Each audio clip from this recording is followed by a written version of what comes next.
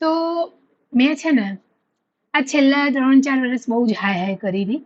એટલે મારી નોકરી જેવી હું એવી સંસ્થામાં નોકરી લાગી હતી કે પૂછો નહીં વાત. જિલ્લાની વિઝિટો, બહાર ફરવાનું, કામ કામ કામ, હાય હાય હાય થઈ ગયું હતું. હાય કામ, હાય કામ, હાય કામ. કે ક્યાંક ને ક્યાંક મેં મારા પરિવારને બી ટાઈમ નહોતો આપ્યો. હું સાચું કહું છું. અને મારે મતલબ બહાર બી રહેવા જવાનું થતું હતું. મહિનો મહિનો, દોઢ દોઢ મહિનો મોબિલાઇઝેશન માટે બહાર રહેતી.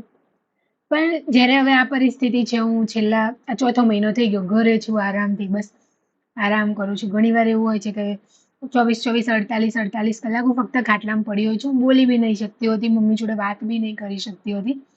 તો મારે એ સમયને યાદ કરતી હોઉં છું. પણ બસ હું તો એવું જ કહીશ કે જેટલો બી સમય મળે ને કુટુંબ જોડે, જે કલાક મળે કલાક મસ્ત મજાની વાતો કરી લેવાની. આખા દિવસ દરમિયાન થયું છે શું, શું વિચારો આવે છે, કે નાની મોટી તકલીફ હોય, ખુશીઓ હોય, એકબીજા જોડે શેર કરી દેવાની, મિત્રો જોડે મજા કરવાની, અને થાય ને એટલી વાતો કરવાની ને આખા ગામની યાદો બનાવવાની. યાદો બહુ મોટી હિંમત આપી જાય છે.